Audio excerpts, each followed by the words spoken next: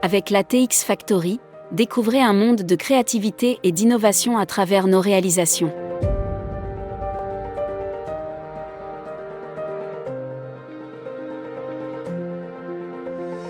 Laissez-vous plonger dans l'univers captivant de nos productions, qui transcendent les frontières du visuel, pour raconter des histoires uniques et inspirantes.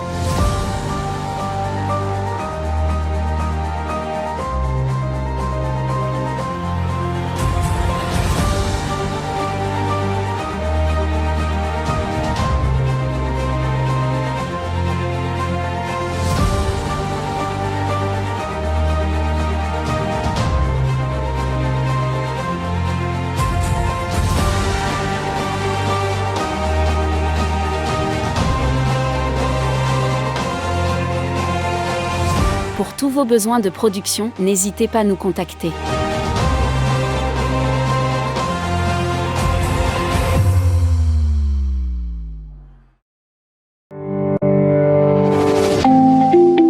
Shalom. Salam. Salut. Ouh, ça fait du bien ou quoi, mon gars? Ça fait longtemps, hein? Oui, c'est vrai que pour les gens, ça fait qu'une semaine. Ouais. Mais nous, ça fait longtemps qu'on n'avait pas tourné, puisque on avait tourné pas mal d'épisodes à l'avance. Exactement.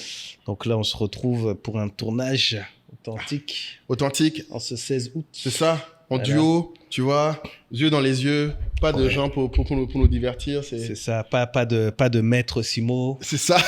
Pour envoyer des balles perdues. Cadeau, pour détourner la discussion du sujet. Du coup, ouais, c'est vrai qu'on a pas mal bougé ces temps-ci, mais ce qui était cool, c'était qu'on a pu du coup rencontrer pas mal de gens de la tribu. De la tribe Telegram dont on vous parle, ben on les a vus encore et toujours. Après, on fait souvent des meet-up quand même. Franchement, on n'a pas fait un trimestre sans meet-up, j'ai regardé. Depuis l'année dernière, tous les trimestres, il y en a eu au moins un. Mais c'est vrai que vraiment là, maintenant, il y a des meet-up par pays, donc ils ont vraiment des groupes par pays. Donc moi, j'en ai fait un en France. Enfin, non, j'ai pas pu parce que je suis tombé malade la veille, j'ai eu le Covid. Ah oui. Mais énorme meet-up, si on peut, on vous mettra des petites vidéos, mais c'était incroyable. Il y avait des jeux. Oh, c'était incroyable. Non, franchement, j'étais dégoûté d'être malade. On m'a dit dans l'oreille qu'il y avait un after aussi. Il y avait un after qui a duré jusqu'à je sais pas quelle heure. Non, les gens étaient. Franchement, mais j'en ai vu avant ce meet-up quand je suis arrivé à Paris. J'en ai vu au resto aussi, à Vapiano. Très sympa. On a passé un bon moment aussi. Donc, j'ai pu rencontrer quelques-uns, dont Prince, qui était super intéressant, fan de crypto. Donc ouais, je pense que là ça va faire un peu plus d'un an qu'on a lancé la tribu. Il y a des meet-up donc physiques que les gens comprennent bien, et c'est vraiment l'occasion. On a des échanges ici à Abidjan. On en a fait quoi, 5-6 je dirais. On en a fait un le 7 août là pour la fête de l'indépendance. Improvisé un peu last minute, mais très intéressant. On avait un médecin, un gars d'Orange, un gars qui est dans l'agriculture, et on a tous discuté ensemble. Et puis vraiment, ça me tient à cœur à chaque fois qu'on voyage d'essayer de rencontrer. Moi, j'en avais fait à Kinshasa. Ouais, là, t'as fait Bénin. Douala. Là, j'ai fait à Cotonou. Mais l'équipe m'a emmené dans un restaurant ivoirien. Sérieux? Parce que oui, c'est un prétexte pour aller, c'est tout. En tout cas, on a bien rigolé. Il y a une bonne équipe. Voilà. Salut l'équipe de Cotonou. C'est vrai que de Cotonou. Ils sont trop discrets dans le Telegram. Il faut qu'ils parlent plus. Les Camerounais, mais ils vont te dire que ça part dans tous les sens. Ils comprennent pas tout. Non, mais là, j'ai vu, ils reviennent en force. Le Bénin. Franchement, ce qui est bien dans les meet-ups, c'est que beaucoup de gens se demandent à quoi sert un peu notre tribu Telegram. Et souvent, c'est après un meet-up qu'ils comprennent à quel point on est accessible. Je pense que les gens sous-estiment à quel point, dans le groupe Telegram, tu peux nous taguer, tu peux poser toutes tes questions, et que c'est vraiment un espace bienveillant. Tout le monde veut que les gens se développent. Donc, et je sais qu'il y en a un qui était là qui disait que c'est vrai qu'il n'avait pas réalisé à quel point, dès que tu as un problème, tout le monde t'aide, que ce soit des problèmes financiers, des questions sur où trouver une info. Des recrutements, on a eu des gens qui sont venus parler de tout. Non, c'est clair. Et puis, il y a aussi des meet-up qui sont faits même quand on n'est pas là. J'ai vu des meet-up en Allemagne. Oui. Ils ont fait Allemagne, je crois qu'ils ont fait en Angleterre. Et ce qu'on a parlé dans les meet-ups. London, ils ont fait. Ils ont eu tonton David, d'ailleurs. Oui, c'est vrai. Donc, une autre chose aussi que les gens m'ont fait remarquer dans les meet-ups, c'est que je leur ai dit, mais si vous voulez, dans les meet-ups, en Côte d'Ivoire notamment, c'est encore plus facile, mais ailleurs, avoir des invités du podcast, on peut le faire. Parce qu'étonnamment, ils sont volontaires si jamais c'est des gens qui sont sélectionnés, triés sur le volet. Et là, on en a fait donc un à Abidjan où il y avait Youssouf et sa femme. Pour ceux qui voulaient voir sa femme, ils l'ont rencontré.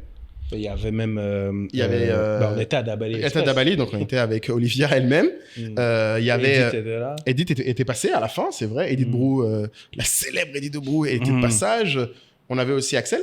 Donc en fait, il faut que les gens comprennent, la tribu Telegram, c'est pas juste pour causer, c'est aussi si tu veux rencontrer des gens, te faire un réseau, c'est aussi un très bel outil. Donc faut pas hésiter et que les gens, vraiment, encore une fois, rejoignent la tribu. Et d'ailleurs, c'est, je pense aussi de la tribu qu'on a eu un peu cette idée, ça fait un moment que ça nous trottait l'esprit, de comment aider plus d'entrepreneurs, aider plus les gens en fait qui nous écoutent, parce qu'on se rend compte, pour avoir eu beaucoup de gens dans les meet-up, et je me rends compte que dans les meet-up, ils posaient plus de questions sur leur business, sur leurs difficultés, que au début, même dans les commentaires. Je trouve que dans les commentaires, les gens se livrent peu. Commentent les vidéos, commentent les épisodes, mais c'est vrai qu'on a rarement des questions.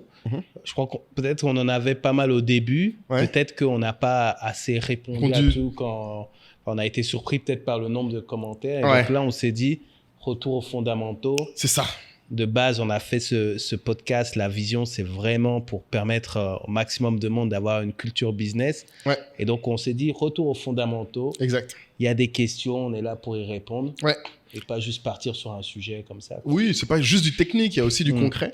Et j'ai beaucoup aimé, alors je sais pas si tu sais pourquoi j'ai choisi le nom Entrepreneur Anonyme. Je trouve que c'était pas mal. C'est le thème. Référence aux alcooliques anonymes. Et surtout, les gens se rendent pas compte. Je pense qu'il y avait un truc, moi j'aime beaucoup les alcooliques anonymes. Tu sais, la fameuse prière de sérénité des alcooliques anonymes. Je sais pas si tu la connais. C'est les alcooliques anonymes, ils reçoivent une petite carte quand ils y arrivent pour les aider à commencer leur sobriété, qui est très connue, où on dit, mon Dieu, donne-moi la sérénité d'accepter ce que je ne peux changer, le courage de changer ce que je peux changer, et la sagesse de discerner l'un de l'autre. Et je trouve que cette phrase est très forte aussi dans l'entrepreneuriat. Je trouve que beaucoup d'entrepreneurs, et même dans la vie, en fait, le plus important pour les gens, c'est de savoir se rendre compte qu'il ne faut pas toujours être courageux. Il faut parfois accepter de laisser passer. Ou il ne faut pas toujours laisser passer, au contraire. Il faut savoir des fois changer les choses. Et le plus dur, c'est cette fameuse sagesse de distinguer les deux. Et c'est ce que j'essaye, je pense, dans ce format entrepreneur anonyme, on peut essayer un peu d'aider les gens à prendre du recul. Parce que des fois, c'est dur quand tu es tout seul. C'est exactement ça. Et c'est une des raisons principales pour laquelle on a fait ce podcast. Exact. C'est la solitude de l'entrepreneur. Amen. Et donc, on a lancé effectivement ce visuel pour ceux qui l'ont vu sur les différents réseaux sociaux. On faisait un appel aux différentes questions. On en a eu quelques-unes. On a sélectionné. Sélectionné. Et donc, on va commencer. En a 5 de très, très bonnes factures, je trouve. Honnêtement, on a un peu de tout. J'ai aimé parce qu'on a des femmes, des jeunes, des moins jeunes, des gens d'Europe, des gens d'Afrique. J'ai aimé. La première, alors, elle dit « Hello, Kayi et Moulay. J'aimerais savoir quel est le meilleur moyen de rechercher des partenariats dans des pays où on ne se trouve pas physiquement. On m'a conseillé un premier contact par les réseaux sociaux, chose faite, mais j'ai l'impression que ça n'a pas grand effet.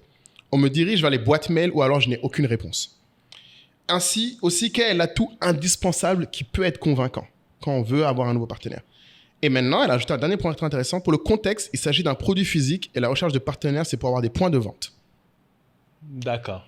Quel conseil on peut lui donner, du coup, sur ça? Je trouve que c'est un problème qui est quand même fréquent. En tout cas, dans nos régions, souvent, les gens veulent partenaires. Donc là, on est dans le sujet de la distribution. Distribution, exactement. Les partenaires de points de vente. Qui est un très, très gros sujet. Ouais. Mais dans les partenariats, c'est vrai qu'on a souvent l'habitude de dire il faut trouver le partenariat gagnant-gagnant. Mais forcément, quand tu es la personne qui initie, qui demande, tu as toujours... Plus de besoins. Ouais, plus de besoins, de base. Donc, en fait, il faut compenser cela. Et moi, ce que je dis souvent, c'est qu'il faut être très, très clair, très percutant sur ce que la personne en face peut gagner. Exactement. Qu'est-ce que tu as à apporter et pas ce dont tu as besoin. Donc, il aurait fallu qu'on puisse voir la manière dont elle aborde ses potentiels partenaires pour qu'on puisse voir si, dès le début de ses messages, le lecteur voit ce qu'il gagne. Ah oui, et là où tu rajoutes, je pense que ça revient un peu à un autre concept qu'on voulait faire tout à l'heure, là, DM étiquette. Où je pense, quand elle dit par les réseaux sociaux, je pense que les gens ne se rendent pas compte à quel point il faut être accrocheur dès le début. Le hook, Il faut avoir un très bon hook, c'est très important, tu vois, tu prends vraiment les... Et il y a plein de formations pour ça, d'ailleurs. Ah oui, c'est vrai? Ouais, si. Moi, il y a des formations hook LinkedIn, hook DM, hook vidéo. Ouais, c'est devenu... Enfin, pour ceux qui savent, les premières secondes... D'ailleurs, on a mis ici le livre de Tonton Gary, Day Trading Attention. Aujourd'hui, la monnaie, en fait, ce qui compte, c'est capter l'attention. Exact. Et l'attention est de plus en plus réduite. Donc, est-ce que vous arrivez à capter l'attention dans les 3 premières secondes, dans les 3 premières lignes? Exactement. Et donc, ça, les gens se forment là-dessus. Oui. Et je pense que il y a plusieurs variétés. Hein. Je pense que vraiment, peut-être qu'on le fera dans l'autre format DM étiquette sur vraiment comment bien parler aux gens. Mais un conseil générique que moi, je donne de ce qu'elle me laisse comprendre, surtout quand elle a dit, tu sais, à un moment, elle dit, qu'est-ce que je peux dire qui est convaincant? Et je pense que si elle se pose la question, c'est qu'elle n'a pas encore trouvé. Exactement, ouais. Et ça, c'est un truc qui, je pense, il faut se poser la question avant de contacter les gens. Ou à défaut, alors je vais te donner un peu les outils pour moi qui sont importants. Surtout quand c'est des partenaires de distribution, la première chose pour moi, c'est il faut que tu leur montres dès les premières phrases, ou en tout cas dès que possible, que tu les connais. Il ne faut pas être quelqu'un qui est uniquement dans le je, ou dans le moi, etc. Donc, tu as beaucoup de choses qui, à mon sens, sont dans le détail, mais qui font toute la différence. Si tu contactes une boutique, on va prendre un exemple pour nous citer une boutique qu'on aime beaucoup, Couleur Concept. Ben, si tu contactes Fabienne et que tu n'es pas capable de dire que Couleur Concept veut avoir des marques africaines et dire que ta marque, c'est du Made in Africa dans les premières phrases, pour moi, tu diminues fortement tes chances de retenir son attention. Exactement. Et ça, les gens ne se rendent pas compte qu'il faut connaître bien tes distributeurs. Pourquoi eux et pas un autre? Limite dans tes peut-être 4-5 premières phrases, pourquoi vous, je pense que vous êtes bon. Et c'est pareil, attention alors je dégraisse un peu, mais pour un investisseur. Quand tu veux convaincre un investisseur, moi c'est pareil, dans mes mails, je mettais toujours dans les 2-3 premières phrases, j'ai noté que vous aviez investi dans telle boîte qui est similaire à ce qu'on fait sur ça. Oui, direct, ça capte l'attention. Parce que du coup, c'est quelque chose qu'il connaît lui. Il sait dire, ah ok, donc c'est quelqu'un qui sait. Et il y a un dernier point qui est important, ça valorise la personne. Je sais que ça paraît un peu... C'est ce que je dis tout le temps. Enfin, c'est l'humain. Enfin, oui, c'est l'humain. Et les gens oublient. Ça valorise la personne. L'autre aspect, par contre, dans la conviction, et ça, je pense peut-être que c'est important aussi, quelqu'un qui commence, c'est il faut que tu aies aussi une légitimité. Souvent, la conviction vient par la légitimité. Si elle vend un produit physique, il faut qu'elle puisse dire qu'est-ce que son produit a de spécial. Ouais, ou est-ce qu'elle vend déjà, peut-être? Exactement. Quels sont les endroits pour susciter vraiment l'envie, parler des concurrents, du partenaire. Et il y a aussi un truc, je lisais il n'y a pas longtemps, qui disait... parce que moi, je me suis longtemps posé la question sur les partenariats. J'ai rarement vu du contenu sur comment faire un bon partenariat. Ah, et je le sais parce que j'ai cherché. T'as cherché, ouais, j'ai cherché. Gagnant-gagnant, c'est dur. Voilà. Donc, qu'est-ce qui fait... Tu vois, quand je vois... pour prendre un truc mainstream, je vois un partenariat, je sais pas, Beyoncé, H&M. Je me demande chaque fois comment c'est né, comment est-ce qu'ils... Là, ça paraît plus évident, mais tu vois, quand 2 marques se mettent ensemble et qu'ils construisent quelque chose de plus gros, je me demande comment est-ce que c'est né, tout ça. Et ce que je disais, la personne était un peu plus critique envers cette recherche permanente de partenariat. Il disait, en fait, ton sujet, on en revient toujours au même sujet, c'est de vendre. Oui, exactement. Si tu sais du commercial. Tu sais tu sais vendre, tu trouveras des partenaires. Est-ce que tu vends tes produits? Parce que si tu écris à Fabienne en disant je suis une marque africaine, tout ce que tu veux, je suis une marque angolaise qui vend tant de produits par semaine. Voilà. Si tu lui dis direct, tu captes son attention parce qu'elle elle te dit je fais déjà de l'argent, j'aimerais en faire avec vous. Exactement. Tu vois. C'est très différent de je suis juste une marque angolaise. C'est ça. Tu vois. Donc le track record va être important. Tu vois. Très bien, la légitimité, ça vient de là. C'est ça. Oui, on revient sur la légitimité, mais la légitimité ultime, c'est les ventes. Il n'y a pas plus... Et ça, c'est 100% Et c'est pareil vrai. pour les investisseurs, c'est pareil... Si tu dis, moi, c'est pareil, nous, on met notre croissance en premier. Tu mets toujours ta croissance, j'ai toujours dit aux gens qui écrivent un investisseur, dans ton blurb, ça on en parle dans la formation que j'ai fait lever des fonds, c'est il faut que les 2 premières phrases parlent de ta traction. Exactement. Parce qu'ils reçoivent tellement d'emails, et ça, il faut être réaliste aussi.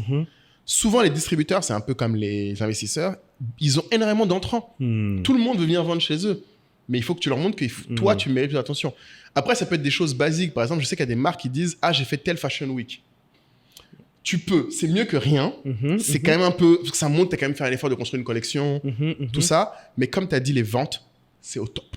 Ouais. Le problème de dire « J'ai fait une Fashion Week », c'est que ça ne montre pas l'intérêt des clients pour votre produit. Exactement. Il faut que tu dises quelque chose qui montre l'intérêt. Tu peux dire « J'ai gagné tel prix. Mon produit était produit de l'année, je sais pas, ou Ou même dans la fonctionnalité. Mes 3 dernières collections étaient sold out. Exactement. Vois, un truc basique. Des choses comme ça. Ou moi, j'ai vu un truc une fois qui était bien, je trouvais, c'est aussi de dire si c'est quelque chose qui est vraiment pointu, parce que je sais pas quel produit physique c'est, mais si on parle par exemple de produits de beauté, parfois si tu es assez pointu, le distributeur aime bien que tu dises moi j'ai telle certification, telle composition, tel nan. Avec des experts distributeurs, ça peut faire la différence qu'ils sentent que tu les as compris. Parce que tu leur fais gagner du temps. Un autre point aussi qui fait souvent les partenariats, c'est si la personne en face a l'impression que tu lui fais gagner du temps.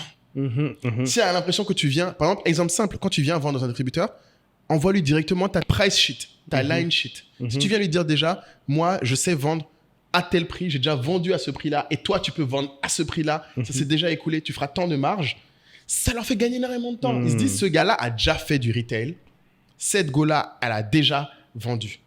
Et si tu peux ajouter aussi un petit peu de name dropping. Oui, c'est pas mauvais. C'est pas mauvais. Ça gâte rien. Un tel a déjà porté. Voilà. Un tel adoré. Voilà. Ou même dans l'autre sens, dans la flatterie. Telle personne m'a parlé de votre boutique. C'est toujours mieux de venir en disant telle personne est un de vos bons clients, m'a dit que je vendrais bien chez vous. Exactement. Ou telle personne est un collaborateur. Tu crées un lien en fait. Oui. Tu crées un lien. Et ça, c'est vrai que c'est aussi dans l'étiquette de contact. Essayez d'avoir ce qu'on appelle un opt-in, c'est-à-dire quelqu'un qui vous recommande. C'est-à-dire que si jamais vous avez écrit à la personne n'a pas de retour, essayez de trouver quelqu'un qui les connaît. Et si vous connaissez pas du tout, vous pouvez dire j'ai vu sur la page de Reta que cette personne allait régulièrement chez vous. Ça suffit. Voilà. J'ai vu ça, j'ai remarqué. Et ça montre de l'attention. C'est une façon de dire on a les mêmes goûts, on a les mêmes personnes, on a les mêmes références, on suit les mêmes personnes. Donc, c'est tout de suite sérieux, mais il faut éviter le copier-coller, quoi. Oui, le message. Le copier-coller. Après, je pense que ça peut aussi être intimidant si votre partenaire a déjà beaucoup de followers, vous allez vous dire, bon, le message part un peu aux oubliettes. Mais un truc qui est ultra sous-estimé, c'est les commentaires. Allez commenter les posts. Parce que par contre, les gens qui ne regardent pas tous leurs DM, leurs commentaires, c'est plus rare. Souvent, ils regardent leurs commentaires. C'est vrai qu'il y a moins de monde dans les commentaires. Il y a moins de monde dans les commentaires. Donc, voilà, commentez d'abord 3-4 posts, mais des commentaires fournis. Pertinent, quoi. Pas juste je vous ai envoyé un DM. Pas flamme. Pas flamme. Je vous ai envoyé un DM. Regardez vos DM. Oui, ça, il faut être un peu plus constructif et valorisant. C'est ça. Donc, je pense que... Et ça, attention, mais c'est vrai qu'on a répondu que dans la logique où elle veut rester dans les pays et contacter à distance. Mais moi, par contre, je suis un grand avocat de passer physiquement. D'aller voir les gens. Et je vous donne un exemple. Moi, en partenariat avec DHL que je fais dans tous les pays africains, je suis allé dans chaque pays. Et j'aurais pas réussi si je m'étais amusé à juste faire par des DM. Et pourtant, je suis le gars qui bosse en remote, qui fait tout en remote. Mais quand j'ai voulu closer les DHL dans chacun des pays, je suis allé, j'ai ouvert une boîte, j'ai calé des rendez-vous. Et ce qui est important, je pense, c'est que quand tu vas dans le pays, tu es aussi plus crédible pour le gars. C'est-à-dire qu'au début, les DHL, des fois, c'était pas les directeurs commerciaux qui me recevaient. C'était juste des commerciaux lambda. Mais le fait que je sois venu, que je leur ai dit, en fait, je suis basé normalement en Côte d'Ivoire. Mais je suis venu. Ouais. Et je leur dis, j'ai des clients. Un autre truc que j'ai fait, nous, on faisait un truc souvent quand j'ouvrais dans un partenariat, mais c'est l'idéal. DHL, le siège, c'est où? En Afrique, c'est en Afrique du Sud. Mais toi, tu es parti les voir où? D'abord, le premier pays que j'ai fait, c'est Nigeria. Parce que c'était le pays où j'avais le plus de clients. Okay. Donc, ce que j'ai fait d'ailleurs, pour info, c'est une petite technique. Quand tu veux avoir un partenariat avec quelqu'un parce que quand j'ai fait le rendez-vous, le gars m'a dit oui, non, mais il y en a déjà eu 10 comme toi qui m'ont contacté pour me dire si je fais des tarifs réduits, je ramènerai plein de volume. Je leur ai dit écoutez, je vous propose de venir, on organise une réunion avec mes clients. La semaine prochaine, venez. Et ça, c'est différent. Le directeur commercial n'est pas venu. Il a envoyé une commerciale. Mais cette commerciale, elle est venue, elle a vu qu'un gars de Côte d'Ivoire, quand il arrive, il y a 50 marques qui sont là. Et j'ai fait l'événement avec Uche à l'époque. Ah oui, je me souviens bien, oui. Avec Bella Naija. Après Adicom. Exactement. Ouais, juste après. Oui. Juste après. Et du coup, elle a vu que je travaille avec Bella Naija, qu'elle les connaît. Bah oui, bien Donc, sûr. ça a donné, en fait, aussi un truc que je peux recommander, si vous voulez vous développer dans un pays, si c'est vraiment important, et normalement, si vous avez étudié le marché, n'hésitez pas à aller aussi avec des partenaires. Même si ce n'est pas des partenaires immédiats. Allez par exemple, allez faire un événement dans un restaurant connu. Alors que vous avez en fait une autre marque que vous voulez avoir comme distributeur, ça valide pour la personne. Ça montre que vous êtes sérieux. Vous êtes capable d'investir pour faire un événement. Si vous pouvez showcaser votre produit, c'est l'idéal. Ou comme tu as dit, moi j'ai montré mes clients. Et à la fin de la réunion, madame DHL, elle m'a dit « Ah, mais attendez, en fait, je vais dire au directeur commercial, on peut vous trouver quelque chose. » Elle était plus... Une semaine avant, j'étais juste un énième pecno qui venait dire « Ah, donnez-moi des tarifs réduits. » Là, elle a vu mes clients. Et elle s'est dit « Ah, ok, il est quand même sérieux, ce gars-là. » C'est ça. Ben, ça on pourrait retranscrire pour la personne qui nous a écrit. Ça peut être de joindre peut-être un lien avec une vidéo de votre dernière... Parce qu'il y a de fortes chances, bon, on espère pour cette personne, je ne sais pas si elle démarre ou pas, mais que là où elle est ça fonctionne déjà, mais qu'elle veut se développer à l'international.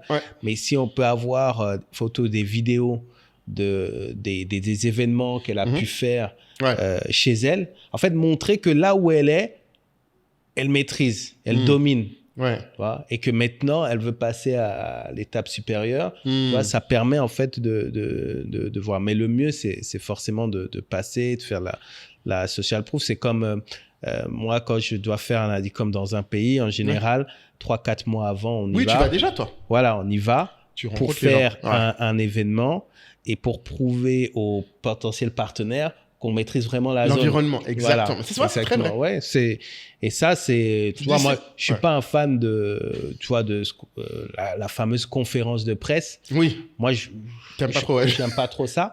Mais on le fait parce qu'on sait l'impact que ça a sur les personnes qui doutent. Et ça, c'est très vrai. Et tu sais, quand on nous écoute parler, je me rends compte, bon, peut-être pour conclure sur ce cas-là, parce qu'il y en a encore 3 autres, il faut quand même qu'on conclue. Typiquement, là, j'insiste, si elle avait rejoint la tribu Telegram, on aurait débattu pendant des jours tout au long de ce sujet. C'est encore une fois l'intérêt de la tribu Telegram, c'est que si vous voulez qu'on fasse des back and forth, rejoignez la tribu, parce que là, on peut aller, on peut nous dire « Ah oui, c'est vrai, je vais pas penser. Ah oui, j'y ai pensé. » Mais un truc, il faut que je rajoute, parce que dans mes 3 sujets là, des alcooliques anonymes, pour moi, il faut faire preuve aussi de sagesse à ce moment-là. Est-ce qu'elle est vraiment au stade d'aller dans un autre pays? On a pas posé la question. Mais moi, j'aimerais quand même que, une fois qu'on a fini de dire tout ça, parce qu'on a répondu, vraiment, on l'encourage à tenter.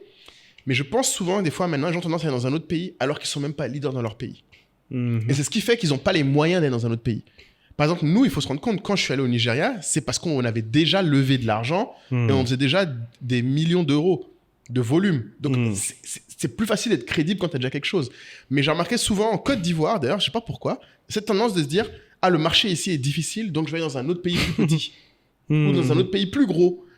Et je me dis, mais enfin, il faut d'abord te prouver. Donc, je sais pas pour cette personne. Donc, je la laisse poser la question. Mais moi, mon incentive, mon petit conseil, c'est si vous n'avez pas encore les moyens de faire un événement où vous n'avez pas encore la crédibilité pour prouver à quelqu'un dans un autre pays qui devrait bosser avec vous, restez où vous êtes d'abord.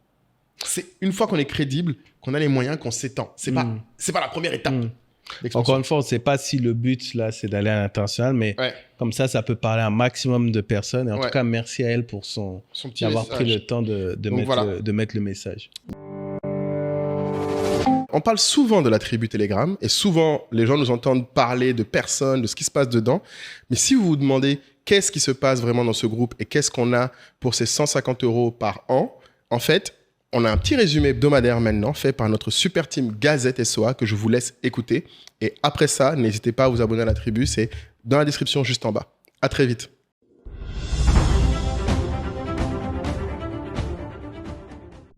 Cette semaine dans Inside SOA Tribe, nous avons reçu Naboufal qui nous parlait de cette prolifération des CEO sur les réseaux sociaux. Dans la rubrique Open Discussion, nous avons poursuivi le débat justement avec l'utilisation abusive des CEO et nous avons également donné quelques tips pour apprendre à dire non en cas de sollicitation financière de la famille. Dans la rubrique Share is Caring, Isabelle nous a partagé quelques offres d'emploi de la marque Amazon. Notre Congosa Business est consacré à Dangote, le milliardaire nigérian, ainsi qu'à sa raffinerie qui est dans le collimateur des autorités nigérianes. Imprudence ou persécution? Dans les actualités de la tribu, Brice nous dévoile sa dernière vidéo, comment gagner son premier million à la BRVM, et Brian nous dévoile son premier clip vidéo.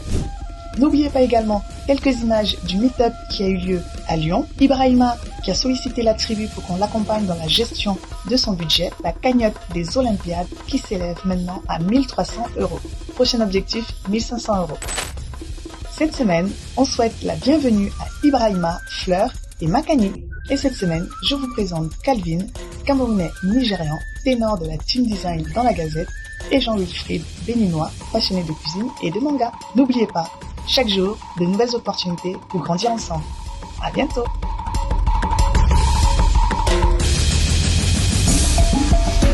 Alors, dans un tout autre style. Ouais. Ça, tu vas aimer celle-là. Elle est pour toi. Donc, quelqu'un dans le multiservice. Il dit « Bonjour, monsieur. » Multiservice. Ouais, MF Multiservice. Ça commence bien. Non, je ne vais pas gâter son nom. On va dire son reste anonyme. Alors, bonjour, monsieur, j'ai une question. Ouais. Je suis dans le domaine de la location et j'aimerais savoir comment faire pour toucher des millions de personnes à travers une campagne Facebook depuis la Côte d'Ivoire. Parce que j'ai eu à faire une campagne Facebook pour la location de véhicules, mais les résultats ne sont pas fameux. Je voudrais que vous me donniez des conseils pour mieux faire le ciblage et avoir un meilleur rendement sur sa campagne. Ça, c'est ta zone, ça. Non, mais ta zone, tu sais très bien la réponse. Je connais très bien la réponse, c'est très drôle. Non, mais des millions de personnes. Bon. Déjà, la formulation est... Ouais. En fait, ce qu'il faut savoir, c'est que sur donc le marketing digital, pour obtenir de la performance, il faut vraiment, c'est indispensable d'exécuter la campagne avec quelqu'un qui a déjà eu ce genre de résultat. Oui. Là, quand j'entends ce que tu me dis là, j'ai le sentiment que la personne a tenté de le faire elle-même. Elle-même, avec des attentes énormes. Avec des attentes énormes, ouais. Voilà. Donc, le meilleur conseil que je peux donner dans ces cas-là, c'est à la personne d'identifier des personnes qui ont déjà eu le genre de résultat qu'elle recherche. Parce que ça a l'avantage de deux choses. De un, savoir si c'est possible. Yes. Si la personne l'a déjà fait, donc vous vérifiez son track record, si c'est possible. Et puis deux, ça a l'avantage d'avoir quelqu'un qui est capable de le faire. C'est ça, parce que c'est pas donné à tout le monde. Hein. Non, Meta change tout le temps de règles. Le business manager, il faut le maîtriser. C'est vraiment un univers assez large, quoi. Maintenant, après, est-ce que c'est possible? Oui, c'est possible. C'est possible. Mais attention, on est combien en Côte d'Ivoire, que je dise pas de bêtises, je crois qu'on est de nombre sur Facebook. Ah oui, on n'est pas. Parce qu'il a des millions de personnes sur Facebook. Je ne sais pas s'il y a des millions de personnes. T'es pas sûr qu'il y a des millions de personnes sur Facebook en Côte d'Ivoire. Déjà ça montre le problème. Ouais, tu vois. Et c'est intéressant parce que moi, la question que j'aurais posée, c'est comme toi, j'aurais dit, mais pourquoi des millions? Pour son business de location de véhicules, il n'a pas besoin de millions de personnes. Ouais. Et ça, c'est un truc, moi, qui me fait toujours très peur. C'est que les expectations qui sont mal placées. Pour moi, quelqu'un qui fait une location de véhicules, il devrait se dire, je veux avoir, je ne sais pas, autant de clients que j'en ai déjà physiquement. Si, par exemple, j'ai eu 10 clients ce mois-ci, j'aimerais, par la campagne en ligne, en avoir 10 de plus. C'est déjà énorme. Exactement. C'est déjà beaucoup. Enfin, il faut vraiment... Alors, je pense peut-être qu'on se méprend, mais pour aider un peu... Parce que franchement, je vais me mettre à sa place. Quand moi, j'ai commencé les pubs sur Facebook, on parle de 2015, 2016, j'étais tout seul. Tu vois, j'avais même pas les moyens, comme tu dis, d'aller voir un expert. Parce qu'en plus, alors, juste préciser, il y a quand même... C'est sur Instagram où il y a moins d'1 million, LinkedIn 1 million, Twitter 250 000, et sur Facebook, tu as quand même 4,5 millions. 4,5 millions, mais Instagram, il y a 1 million de comptes seulement en Côte d'Ivoire. Moins d'1 million, ouais. Moins d'un million, ouais. Tu vois, et les gens se rendent pas compte. Non. Ça, c'est vraiment une... comment dire c'est petit. Mais les gens se rendent pas compte parce que les gens pensent en mode que tout le monde est sur Insta. Les gens qui passent beaucoup de temps sur Insta finissent par penser qu'il y a beaucoup de monde sur Insta. Ouais. Et puisque ça devient leur monde. En fait, eux-mêmes... on se dit, Voilà, en fait, ils réduisent en fait leur champ de vision et ils commencent à penser que ce qu'ils voient constitue le tout. Le monde, Non, mais aujourd'hui, jusqu'à aujourd'hui, c'est Facebook. C'est clair. Et Facebook est beaucoup plus gros, du coup. Là, c'est 4, plus 4, 5 fois. Et ce qui est important, que les gens comprennent aussi, parce que ça se moque beaucoup de Facebook, là, mais c'est que même quand il fait de location de véhicules, si vous voulez louer en dehors de la Côte d'Ivoire pour des gens qui viennent, oui, il y a un autre marché, mais c'est plus cher. Et je veux aussi préciser ça. C'est que le danger aussi de vouloir faire de la pub en dehors de sa zone de confort, c'est que c'est plus cher, il y a plus de compétition. Par exemple, je suis sûr que faire des pubs en dehors d'Abidjan coûtera moins cher que de faire des pubs dans Abidjan, si tu géolocalises tes pubs. Donc tout ça, il y a des paramètres où, comme dit Kai, il faut des experts qui l'ont déjà fait. Ouais. Même si tu le fais tout seul, moi je les fais tout seul, les pubs Insta, Facebook, et jusqu'à maintenant. Là, nous, dis-toi que maintenant, on retourne aller voir des gens extérieurs, parce que ça change trop. Ouais. Après tu peux te former. Hein. Mais voilà, la personne, si c'est très important, elle peut se former. Ouais. Mais c'est pas juste, j'ai vu un tuto et puis on m'a dit que sur Facebook, je pouvais toucher des millions de personnes. Donc j'y vais. Puis je touche. Mais je pense que tu poses vraiment la très bonne question, c'est pourquoi des millions? Pourquoi des millions? Pourquoi des millions? Admettons, après, bon, on ne connaît pas son business. Ça se trouve, il a tellement de clients que l'étape d'après, c'est les millions. Non, je pense pas. Non. Mais ce que je veux dire, c'est que si vous faites, je ne connais pas le business des locations de voitures, mais si vous faites, je ne sais pas, une vingtaine de locations par mois. C'est déjà pas mal, hein, 20 voitures, c'est pas dégueu. L'objectif du mois d'après, c'est peut-être d'arriver à 25. Enfin, étape par étape. C'est d'aller étape par étape. Ouais. Et d'ailleurs, c'est dangereux dans le cas des locations de voitures parce qu'en plus, c'est pas un truc où c'est illimité le service. Parce que là, c'est-à-dire s'il a des millions de gens il a des millions de voitures. Ouais. Après, c'est peut-être pas voiture parce qu'il a des locations. Location, métier de voiture, il a dit. Mais c'est vrai. Mais qu'est-ce que tu peux louer à des millions de personnes? Ah, il a dit voiture? Ouais, il a dit voiture. Ah, d'accord, oui. Donc, oui, clairement, faut avoir un parc automobile incroyable. Je fais la location de véhicules. Alors, peut-être de moto aussi, mais il fait la location de véhicules. Donc, il est limité. En fait, ce que moi, je veux lui dire, c'est qu'il devrait, en fait, vraiment partir de ces locations de véhicules déjà, comment ça se passe aujourd'hui. Ensuite, tu te dis, l'idéal dans un monde parfait, c'est que tous mes véhicules soient tout le temps utilisés. Quand ça arrivera, là, tu diras, je vais en payer d'autres. Tu ne vas pas en payer d'autres alors que tu n'as pas encore déjà amorti ce que tu as. Quand il a amorti tous ses véhicules, qui sont tous bien remplis, là, tu peux te dire, OK, je vais faire plus de pub. Mais faire de la pub à une échelle énorme, alors que tu n'as même pas les capacités, c'est se créer plein de problèmes. Et le pire, c'est que, de mon expérience, et là, c'est le dernier point, je pense, sur les pubs que les gens ne comprennent pas, la raison probablement pour laquelle, à mon avis, c'est le ciblage, il a eu du mal, ou le rendement était bas, c'est que ça se trouve, même son visuel était un visuel de débutant. Et le problème, c'est que c'est des trucs qu'il faut tester. Exactement. C'est pas du premier coup. Une campagne ne marche. Il y a personne quasiment qui fait des campagnes où la première campagne a un retour énorme. Et c'est d'ailleurs pour ça que même Meta te propose de faire 2 alternatives. 2 alternatives, 10 000 campagnes. En parallèle, tu fais des campagnes en parallèle. Nous, on en a peut-être 50 en parallèle. Tu regardes ce qui marche le mieux et tu annules les restes. Et tu changes. Et donc, pour déterminer ça, une campagne qui marche, moi, souvent, le problème, c'est que oui, il faut le contenu. Le ciblage aussi, c'est pareil. Est-ce qu'il sait vraiment dire qui est le client? Pourquoi on louerait le véhicule chez lui et pas chez quelqu'un d'autre? Il faut qu'il ait une réponse claire à ça. Ouais, et il faut que le visuel montre la valeur ajoutée par rapport à un autre service, parce que ça reste une commodité. Exactement. Donc, quand vous êtes une commodité, vous pouvez jouer sur quoi? Le prix, la rapidité d'accès au véhicule, peut-être. Ou la qualité des véhicules. Ça se trouve, tes véhicules sont des véhicules que les gens ne trouvent pas facilement. Mais l'autre point, c'est qu'il faut que ce soit clair, ça. Par contre, c'est très dur à clarifier en quelques secondes. Sur Facebook, les gens n'ont pas le temps de trop traîner. Donc, ce que moi, je recommande aux gens, et ça se trouve, il va se rendre compte qu'en fait, lui, son point fort, c'est de faire des véhicules d'un certain type. Par exemple, lui, il va être location de véhicules pour aller au village. Location de véhicules pour aller au champ. C'est différent des véhicules dans la ville. Et pour moi, il y a aussi un travail avant de ciblage de niche. Et en fait, la niche détermine aussi le ciblage. Donc, tout ça va avec. Donc, vraiment, quand je lis ce message, franchement, j'apprécie qu'il ait été envoyé parce que pour le coup, je pense que beaucoup de gens font ces tests-là tout seuls dans leur coin. Et en fait, ça marche pas. Ils comprennent pas pourquoi. Et ils ont l'impression qu'en fait, ils sont mauvais, alors que c'est pas qu'ils sont mauvais, parce qu'en fait, c'est juste qu'ils se sont pris trop fort et pas étape par étape, ou qu'on leur vend quelque chose qui marche pas. Alors qu'en fait, non, c'est juste, il faut aller étape par étape. Il y a un vrai besoin, et là, on est vraiment dans la sérénité. Alors, je reviens dans mes 3 trucs, sérénité, courage et sagesse. Il faut être patient. Il faut être vraiment patient sur les résultats et aller à son échelle. Il ne faut pas vouloir des trucs trop gros tout de suite.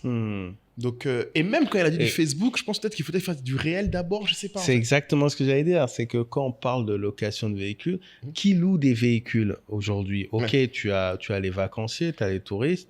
Mais après, pour en avoir discuté avec Marcel, tu as surtout des PME ou des TPE qui ont des missions à l'intérieur du pays. Donc, faire le tour des PME de manière physique dans sa zone peut rapporter peut-être plus de résultats que de faire des pubs Facebook. Que de faire une pub Facebook. Et c'est très important ce que tu dis là parce que vraiment, ça me ramène encore une fois. Franchement, j'aime beaucoup ce message. Et encore quelqu'un, j'insiste, c'est quelqu'un qui, je pense, dans la tribu Telegram, on aurait eu des super échanges. Parce que la discussion aurait été, pour moi, j'aurais dit, mais du coup, quelle est ta cible? Quelle est ta différenciation? C'est ça. C'est ça la vraie discussion au final. Et surtout, le moyen d'acquisition. Ne pensez pas que le moyen d'acquisition qu'il vous faut, c'est le moyen d'acquisition le plus récent, ou Oui. le plus sexy, Ou le plus celui grand. dont tout le monde parle. Ou le moins cher. Ouais, non. Pas forcément. Le moins d'acquisition, c'est celui qui vous convient. Donc, testez le réel, testez un peu de virtuel, testez la recommandation. Ça a l'air de bien fonctionner. Les clients actuels, faites en sorte qu'ils deviennent parrains d'autres clients. Testez tous ces éléments-là et analysez qu'est-ce qui vous rapporte le plus. Qu'est-ce qui vous rapporte le plus de clients? Et puis, foncez là-dessus. Foncez là-dessus. Très bien, je pense qu'on a fait le tour. Je pense. Après, n'hésitez pas en commentaire à ajouter des conseils pour nos amis qui ont pris le temps de nous dites-nous ce que écrire. vous en pensez, parce que j'avoue, moi, je suis toujours épaté. Par exemple, celui-là, c'est pareil, c'est un classique. Je sais même plus quoi répondre, mais on va quand même essayer. Donc, une dame. Bonsoir. J'ai vu qu'on pouvait poser des questions, donc j'en profite.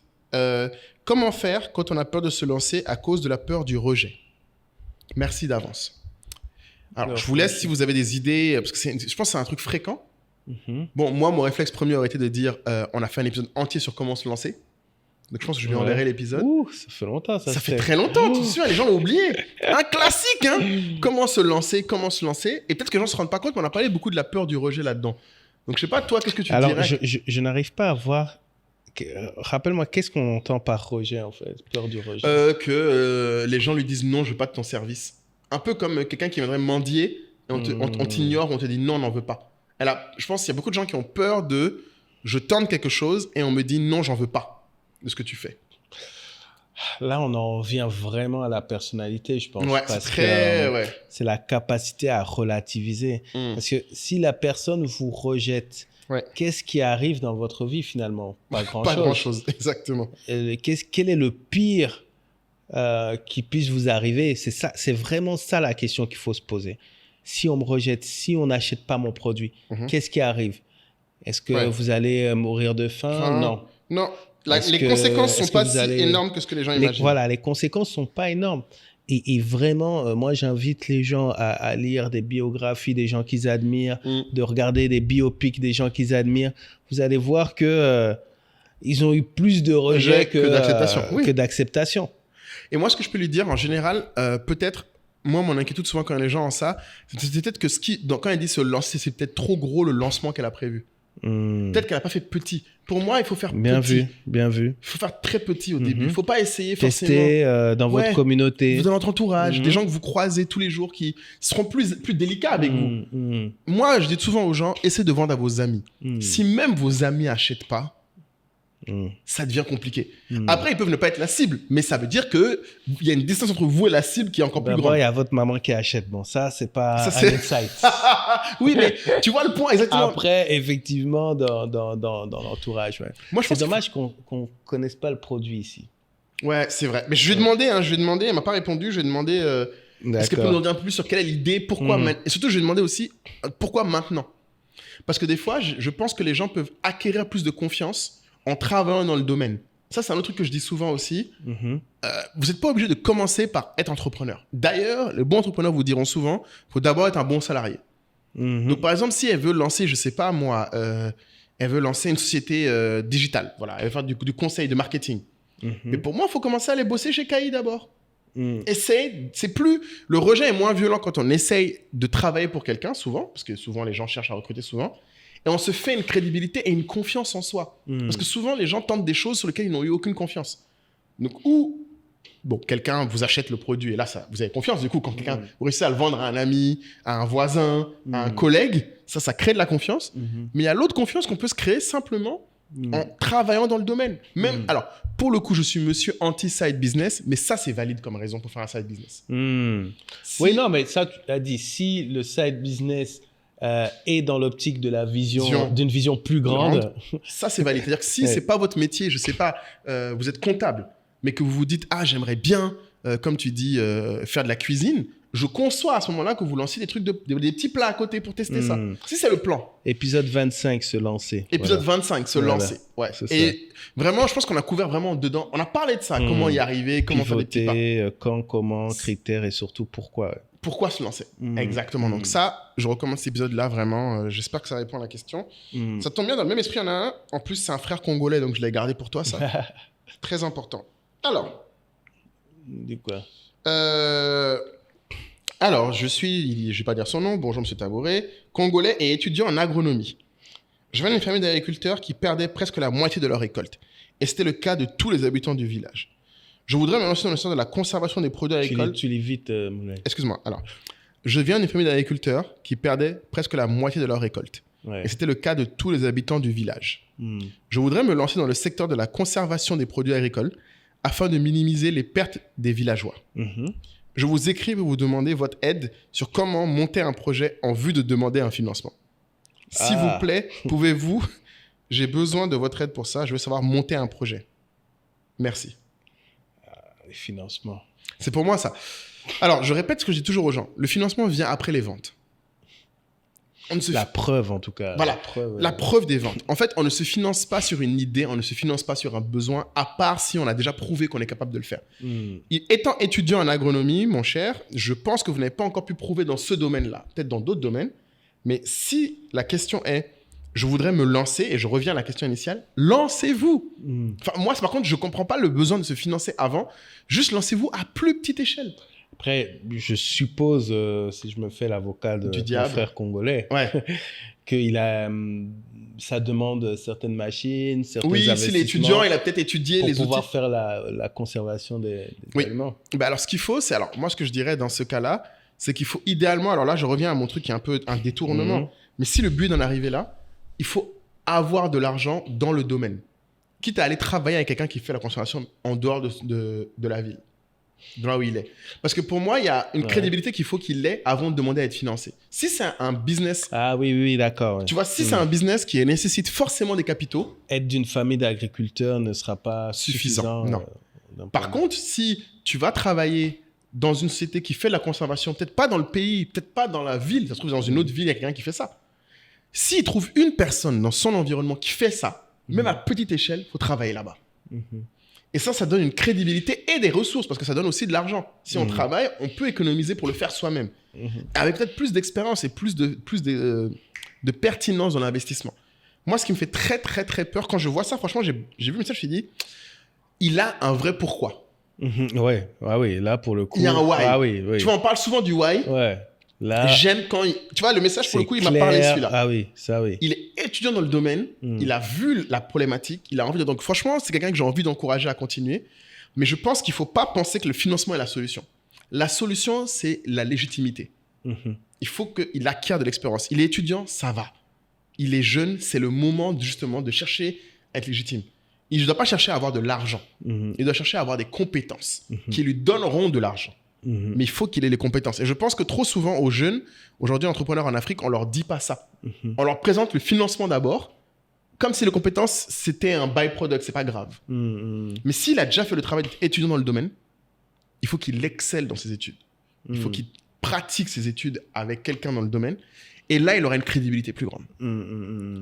Et c'est bête, hein, même si demain, par exemple, et il faut être patient aussi. C'est-à-dire que même s'il se dit, demain, je vais travailler, je sais pas, chez Nestlé, qui n'a rien à voir, mais dans le Grand Agreement, je lui garantis, il fait 3 ans chez Nestlé, il va non seulement avoir plus d'argent pour faire lui-même le projet, il n'a pas besoin de demander à quelqu'un, mais même s'il allait voir une banque ou n'importe qui pour lui demander de l'argent, on lui donnera plus facilement en disant, ah, c'est un gars qui a su travailler dans le domaine, qui connaît le domaine. Que s'il vient après, tout jeune. tu as aussi la possibilité de t'associer avec quelqu'un qui...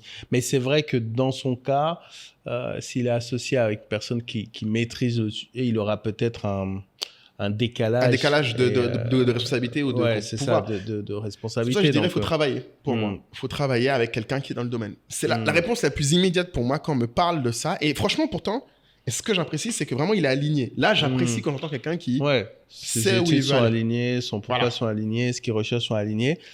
Après, je pense que sa question est sûrement aussi liée à tous les appels à projets que l'on voit des institutions notamment, qui sont très, très, très focus sur tout ce qui est agribusiness. Oui. Ah oui, non, mais c'est vrai que j'en vois beaucoup. Que ça soit l'AFD. Oui, l'AFD, mais même eux, leur critère va être la légitimité. Oui, non, mais c'est ça qu'il faut dire. Mais c'est pas parce qu'il y a plein de recherches de gens à financer. Et la raison pour laquelle ils cherchent des gens à financer, c'est qu'il n'y a pas assez de gens légitimes. C'est pas qu'il n'y a pas assez de gens tout court. C'est pas qu'il y a pas assez de projets. C'est ça. Il y a beaucoup de projets. Il y a beaucoup de projets. Mais c'est pas légitime. Il y a très peu de projets où Et c'est bien qu'il pose Après, la question. Il peut déjà aussi créer son réseau auprès de ces institutions, aller dans les conférences, voir c'est qui finance, créer des liens. Exactement. Et en même temps, effectivement, trouver absolument un moyen de développer son expertise sur ce qu'il projette de faire. Mais maintenant, peut-être dans le cas où, bon, c'est vrai qu'il a dit étudiant, mais essayons de l'aider un peu plus et on se projette, on va dire qu'on est d'ici 18 mois et il a développé quand même une certaine connaissance de comment ça fonctionne, la conservation des aliments. À ce moment-là, quel est le... Pour moi, alors dans ce cas-là, l'une des solutions qui est marrante, mais pour moi, c'est du coup, il faut le démontrer, sa compétence. Par exemple, en créant du contenu autour. Ça paraît bête, hein, mais s'il devient l'influenceur qui parle de conservation de produits... Vous avez vu ce que Moula est devenu? C'est quelque chose. Ça parle de création de contenu. Mais création de contenu, mais c'est... En fait, c'est une légitimité du public. C'est-à-dire qu'en fait, si il ne peut pas le faire, mais qu'il a les moyens d'en parler, même si, par exemple, je prends un truc bête, même si dans ses cours d'agronomie, il fait du contenu avec pourquoi on peut conserver, pourquoi c'est important de conserver, il montre toutes les pertes qu'il y a, il peut attirer l'attention des gens. Et mobiliser de l'attention, c'est déjà la première étape pour avoir du financement. Et il pourra même avoir du financement lié à sa création de contenu. C'est vrai. Parce que les institutions sont à la recherche de personnes qui vont être capables de démocratiser des sujets à très fort enjeu, notamment dans le domaine de l'agriculture. Et le gaspillage, les gens adorent ça. Ouais, tout ce qui est pas gaspiller, optimisation des... C'est des niches, vous n'aurez pas énormément de vues, mais les gens qui regarderont seront en général des gens intéressés, qui peuvent avoir un gros impact sur votre carrière. Et s'il réussit à le rendre intéressant au point de intéresser même des non agricole, etc., c'est là où il peut vraiment devenir un précurseur, prescripteur, pardon, c'est pas précurseur, prescripteur. Et je pense que vraiment, il y a quelque chose qu'il faut que les gens voient aussi. Il a l'avantage de la jeunesse. Et il a l'air passionné par ce sujet. Voilà, c'est ce qu'on ressent. C'est ce que je sens dans le message. Franchement, c'est pas... Ça fait plaisir, du coup, d'en avoir des messages comme ça. Donc vraiment, tous les jeunes qui nous écoutent, qui se posent des questions aussi, n'hésitez pas à nous demander. Et si on peut, bien sûr, aider, il peut rejoindre le groupe Telegram, bien sûr. Hein, là, on sera toujours ravis d'aider. Mais moi, ce que je vois en tout cas, c'est que je veux vraiment que le financement ne soit pas la prochaine étape pour lui. La prochaine étape, c'est comme tu as dit, des compétences, un réseau. Du contenu. Créer quelque chose. En tout cas, qu'il ne soit pas dans l'attente. Une newsletter, un blog, peu importe. Voilà, n'importe quoi. Il faut créer quelque chose. Il faut que dans 18 mois, quand on tape... voilà, son petit nom. Conservation d'aliments, Afrique, que son nom et que sa tête ressorte. Quoi. Exactement. Et qu'il aille vers des gens dans son pays, dans sa ville, dans son domaine, qu'il aille vers eux en disant voilà, je suis intéressé, j'ai envie de gagner en expérience, qu'est-ce que je peux faire Je suis étudiant quand même, donc il a forcément un petit peu d'expérience, un petit peu moins de connaissances. Qu'est-ce qu'il peut faire Et même si ce n'est pas immédiatement la conservation, il peut y venir après. C'est aussi un autre truc, j'insiste, et là, c'est vraiment, on revient sur la patience plus que la sérénité et... Il faut être impatient d'agir, mais patient sur les résultats. Totalement. Très, très important. On a trop souvent et moi le premier, quand j'étais jeune, j'étais obsédé d'avoir des résultats vite. Alors qu'en fait, non. C'est parce que j'ai été patient et que j'ai d'abord fait beaucoup, appris beaucoup, qu'après, tu peux demander à être financé. Et j'aime bien le rappeler aux gens. Les gens viennent me voir en me disant « Ah oui, t'es parmi ceux qui ont levé le plus en Côte d'Ivoire. » Oui, mais je suis probablement ceux qui ont fait le plus de croissance en Côte d'Ivoire aussi sur une courte période. C'est ça aussi le sujet. Donc, tu fais d'abord, tu prouves et ensuite tu peux avoir du financement. Alright, mais la dernière du coup c'est la tribu. Hey les amis, je vous prends quelques secondes pour vous remercier. Vous êtes de plus en plus nombreux à suivre, à écouter, à regarder ce podcast et ça nous donne une force énorme. C'est important pour moi aussi de rappeler la vision derrière ce podcast. On souhaite avec ce podcast tout simplement que chaque personne puisse atteindre son épanouissement personnel, puisse être le plus heureux possible. Et ça passe, nous pensons, par le développement d'une culture business. Parce que vous soyez cadre dirigeant, entrepreneur, employé, étudiant, au chômage, vous avez besoin de développer votre culture business pour passer un palier dans votre chemin de vie. Et ce qu'on propose, c'est d'aller encore plus loin aller plus loin que regarder le podcast, pour ceux qui veulent aller plus loin, nous avons mis en place la communauté Telegram. La communauté Telegram, c'est aujourd'hui maintenant 400 membres. 400 membres issus de 26 pays différents, d'Allemagne, d'Italie, de France, du Congo, du Mali, des Africains du monde entier qui sont réunis dans cette tribu, comme on l'appelle, la tribe, et qui, au quotidien, échangent, se donnent des feedbacks sur différents projets. Donc, quand on vous dit qu'avec cette communauté, vous avez accès à Kai et Moulay pour échanger sur quelques questions, c'est vrai, mais la vraie valeur ajoutée, vous la tirez de cette communauté qui, en plus d'échanger chaque jour sur le Telegram, vous donne rendez-vous chaque mercredi dans des masterminds privés où on va parler crypto, on va parler de préparation de l'épargne, on va parler de publicité online, on va parler de trésorerie d'entreprise. Autant de sujets techniques portés par des membres de la communauté experts dans leur domaine. Vous ne voudrez vraiment pas manquer ces rendez-vous.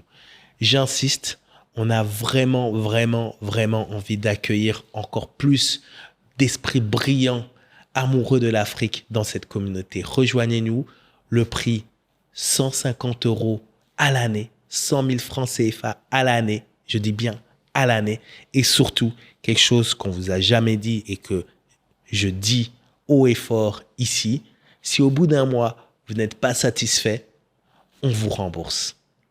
Rejoignez la tribe, la meilleure communauté pour les gens qui veulent développer leur culture du business en Afrique et dans le reste du monde.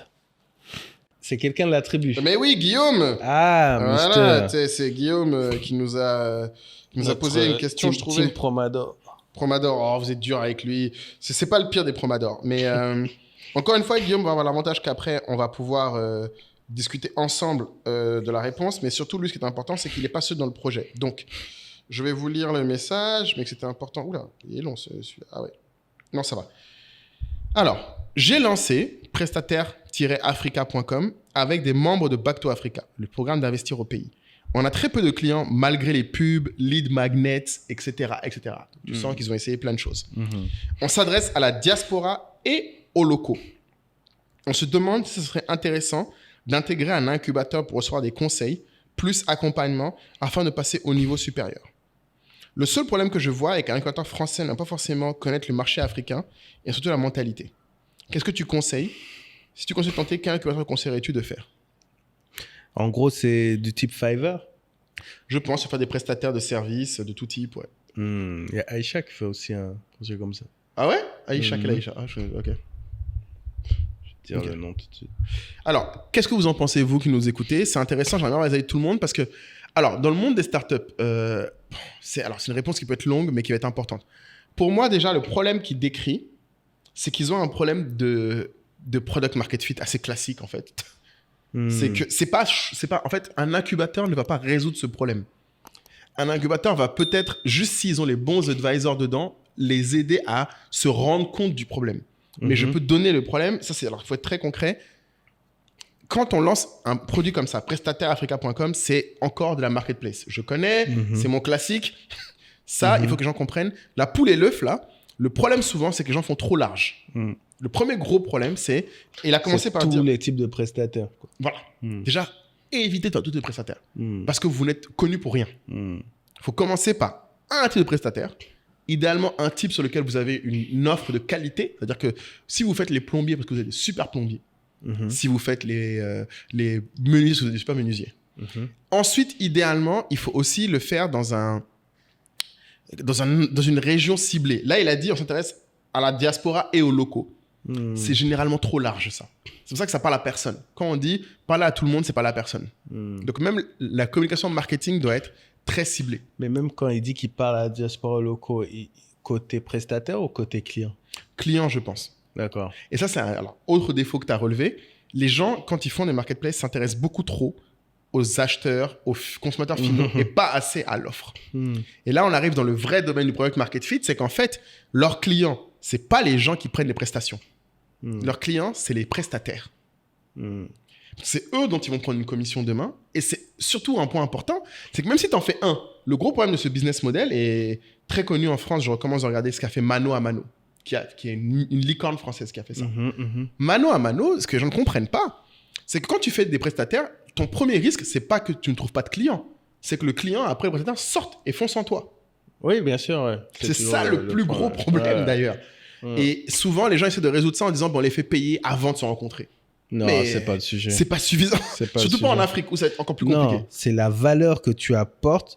En fait, tu dois plus être dans une optique où le client se dit, ça vaut le coup de payer ça vu la valeur ajoutée que j'ai de la plateforme. Exactement. Que ce soit d'un point de vue sécurité, que ce soit d'un qualité. point de vue paiement. Non, ça, à l'époque, j'avais pas mal lu là-dessus. Ça me fascinait, les marketplaces. Mais comme beaucoup de gens. Ouais, non, non, en fait, je me posais vraiment cette question-là.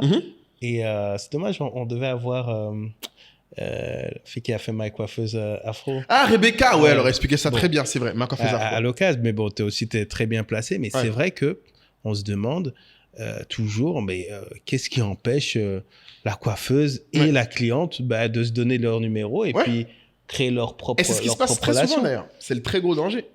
Ouais, enfin, ce qui se passe souvent, regarde, si passer la marque... sur Airbnb, tu pourrais faire pareil. Sur Uber, il y a des gens qui font ça. Alors, mais au final, qu'est-ce que tu recherches? Au final, sur Uber, qu'est-ce que tu veux? Tu veux quelqu'un... La disponibilité. Tu vois, la disponibilité. Et tu n'as pas envie d'appeler quelqu'un pour savoir s'il est dispo. La semaine prochaine, exactement. La plateforme te permet d'avoir quelqu'un de disponible. Et ça, et là, ce que tu décris, là, on rentre dans le dernier niveau dont j'avais parlé. Donc, tu as le niveau marketing, communication, qui tu cibles. Tu as le niveau après produit, donc qui tu sers. Mais le dernier niveau qui est super important, que souvent les gens négligent, qu'est-ce que tu viens de décrire? C'est-à-dire qu'en fait, quel est le besoin? Parce que tu peux faire une plateforme de prestataire qui est spécialisée dans l'urgence. En disant, nous, on te garantit que dans 1 heure, quelqu'un vient. Exactement.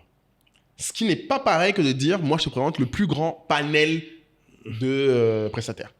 Et ça, c'est très différent comme type de service. Et c'est pour ça que Uber est différent des autres. C'est pour ça que Uber, par exemple, si les gens ne savent pas, Uber, au début, ne faisait qu'un quartier unique de San Francisco. Il ne faisait pas toute la ville. Et c'est aussi pour ça que beaucoup de gens qui ont essayé de copier Uber se sont plantés. Oui, parce qu'ils n'ont pas compris quelle était vraiment la chose que les gens aimaient chez Uber. La disponibilité et la qualité du service. Uber, c'était les black cars, etc. Donc, il y a qualité et disponibilité. Ouais. Mais il y a un autre exemple aussi que tu donnes, qui peut être vrai, c'est que si tu veux proposer un large choix, et c'est là où on rentre dans ce que tu disais tout à l'heure, pourquoi la coiffeuse, c'est différent de Airbnb, on disait tout à l'heure. Airbnb, tu fais rarement plusieurs fois le même Airbnb. Oui, ça c'est vrai. Alors que les prestataires de services, la clé de ce modèle, pourquoi tout le monde aime ça, c'est que normalement, quand tu as un plombier que tu aimes bien, un menuisier que tu aimes bien, quand tu as un autre problème, tu le rappelles. Bien sûr. Une coiffeuse, c'est l'idéal, parce que c'est tous les mois quasiment que les meufs se coiffent, donc c'est hyper fréquent. Ouais. Et c'est pour ça qu'elles ont tendance à partir hors de la plateforme. Parce qu'elles le font souvent. Donc, elles n'ont pas envie de se retaper la plateforme. Mais les marques coiffeuses afro, comme Napimi, comme tous ceux que je connais, ce qui les aidait beaucoup, comme nous souvent, c'était qu'en fait, si tu garantis, toi, la disponibilité, c'est que la coiffeuse n'est pas toujours disponible le jour où le client le veut. Et surtout, tu garantis aussi la qualité en disant, si ta coiffeuse n'est pas dispo, j'en ai une autre qui, je sais, sait faire, comment ils appellent ça? Les bow braids. C'est ça maintenant le truc tendance chez les filles, j'ai regardé récemment. Ah bon? Bow braids. Okay. Elles confirmeront, affirmeront. Okay. On vous attend en commentaire. C'est ça. Parce que moi, ils me phasent là, comme ça, mais je suis pas capable de challenger. De challenger. Les aime bien, tu bow braids, un truc qui pendouille là, qu'elles ont là. Donc oui. C'est pas baby hair, ça? Baby hair, ça fait longtemps, ça c'est le truc qu'elles se mettent là. Quand elles se mettent des petites pinces. C'est encore autre chose. Bow braids, c'est quand elles font des tresses, mais qui ont l'air, en fait, un peu. Tu sais, les filles ont des tresses maintenant où t'as les cheveux qui sont quand même qui se baladent. Tu vois, t'as 2 mèches là. Ah ouais, genre comme si c'était pas trop fini. Voilà, c'est ça. Oui. Ah ouais, je savais pas. Parce que j'ai remarqué à Paris, quasiment, allez, pas toutes les meufs, mais allez, peut-être. Non, mais t'es moulay, tu peux dire toutes les meufs. On sait. Non, mais maintenant, j'essaie de m'améliorer. 100%. C'est tellement ça, putain. Non, mais on va dire, allez, un tiers des meufs. Un tiers, allez, franchement, allez, à la grosse louche. Franchement, à Paris, je trouvais plein de meufs, elles avaient toute cette coupe. Et je me disais, mais elles sont pas gênées d'avoir toute la même coupe de cheveux, mais bon, bref, admettons. Donc, ça, c'est un exemple aussi de la technique aussi que tu as. C'est-à-dire que quel type de problème tu as. C'est-à-dire que tu peux dire, moi, j'interviens pas sur si tu as un menuisier. Par exemple, nous, on est spécialistes si tu veux monter quelque chose. Tu veux fixer quelque chose, on a un gars qui vient pour ça. Si tu veux un menuisier pour réparer un meuble, c'est autre chose. Si tu veux quelqu'un pour remettre au goût du jour un meuble qui est usé, c'est un autre métier encore. Mais donc quoi, ta recommandation, c'est d'être spécifique? Oui. Enfin, de commencer spécifique. Le plus spécifique possible, y compris dans l'usage. Tu ne dois pas être tout pour tout le monde. Parce que du coup, tu n'es rien pour personne. C'est le même problème. Quand tu commences une marketplace, Nous, par exemple, je donne un exemple très concret. Nous, au début, on était vraiment mode. Oui, mais d'ailleurs, France. Beaucoup de gens vous collent encore cette étiquette. Exactement, mode, France, et encore plus précis, wax. Pendant longtemps, les gens nous criaient dessus en mode « Ouais, on s'en fout du wax, on a marre. » Je dis « Mon ami, nous, ça, on mange. » Alors que maintenant, il y a des gens qui font du Airbnb, de la formation. Avec un capet, et même sur la marketplace. Après, on a commencé à avoir des marques qui ne faisaient pas que du wax, mais c'est que quand tu as une taille critique. Mais le problème du product market fit, et l'autre point que moi je dirais souvent, c'est qu'est-ce qu'ils mesurent aujourd'hui. La question, c'est est-ce qu'ils ont déjà eu au moins une transaction. Du coup, dans leur cas, ça pourrait être graphiste. Voilà. Designer. Des graphistes, quel est le prestataire qui est le plus... dont l'offre, ils ont le plus, ils ont le meilleur contrôle, et deux, où le besoin est le plus fréquent et le plus adapté. Et la dernière chose, bon là, je réponds à la question de... mais on revient toujours à qui tu sers. Toujours. Qui tu sers, mais avec quel type de service. Alors, tu peux lui faire... Tu peux viser... Parce qu'un autre truc souvent que je dis, c'est qu'il faut qu'ils se rendent compte, s'ils acceptent que le prestataire est le client, ça se trouve, ils vont faire une SaaS. Ils vont pas faire une marketplace. S'ils veulent faire de la gestion de rendez-vous pour les prestataires, ça n'a rien à voir avec une marketplace. Et ça, crois-moi, et d'ailleurs, si vous m'écoutez, du coup, je vous recommanderais plutôt de faire des services pour les prestataires que de faire des services pour que les gens les trouvent. Parce qu'en fait, à l'échelle, ce que tu vends, et c'est le gros problème des marketplaces, tu vends juste la mise en relation. Ce qui est plus éphémère et plus difficile à soutenir. Il n'y a pas de répétitivité là-dessus. Alors que si tu aides les prestataires à fluidifier leur relation avec les clients ou leurs notamment services, avec des programmes de réservation, ou même, je pense qu'il y a des sites qui ont fait fortune juste en faisant des sites qui permettaient à des graphistes de mettre leur portfolio en valeur. Exactement, ça suffit. Mais c'est quoi leur problème? Le problème, et il faut trouver quel est le problème du prestataire. Parce qu'en fait, le problème, c'est que les gens ont tendance à prendre ce que eux connaissent. Ils se disent, j'ai un problème que moi j'ai.